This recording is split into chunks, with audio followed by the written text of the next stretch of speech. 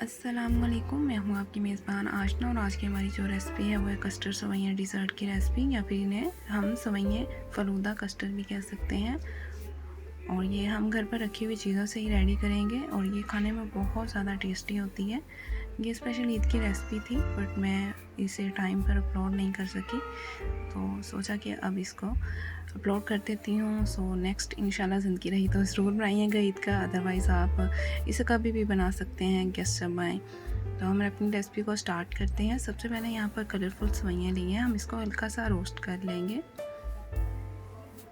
सेवइयों का कलर जो है वो लाइट सा ब्राउन हो गया है, तो अब हम इसे निकाल लेंगे।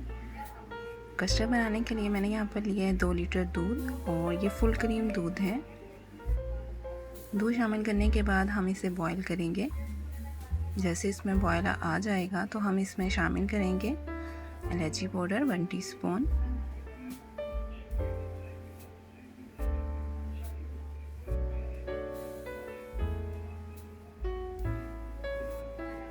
और फिर हम शामिल करेंगे इसमें शुगर 1 कप, और साथ ही हम अपनी रोस्ट की हुई सेवइयों को शामिल कर देंगे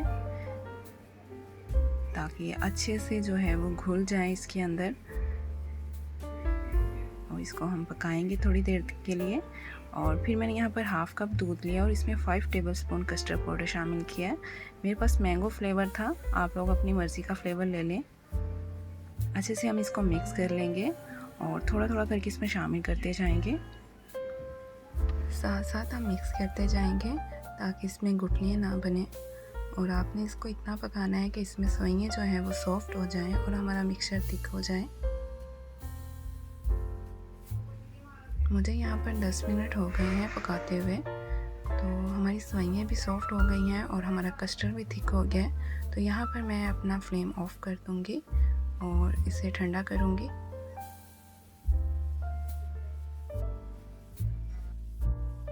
कस्टर्ड सेवइयाँ डिज़र्ट को डेकोरेट करेंगे। सबसे पहले मैंने यहाँ पर कस्टर्ड शामिल किया है, उसके बाद मैं इसमें शामिल कर रही हूँ ड्राई फ्रूट। और ड्राई फ्रूट आप अपनी मनपसंद का शामिल कर सकते हैं। मेरे पास अखरोट और बादाम था, वो मैंने शामिल किया। फिर मैंने शामिल किया फ्रूट में केला और सेब, देन जेली इसमें शामिल की है, ड्राई फ्रूट थोड़ा सा शामिल किया है। आप अपनी मर्ज़ी से जिस तरह से भी चाहे इसको डेकोरेट कर सकते हैं। अगर नहीं करना चाहते तो आप इसे वैसे भी ठंडा करके सर्व कर सकते हैं। और ये देखने में जितना ज़्यादा खूबसूरत लगता है इतना ही ये खाने में टेस्टी होता है। आप लोग ज़रूर ट्राई कीजिएगा। दुआ में याद रखिएगा। अल्लाह हाफ़िज़।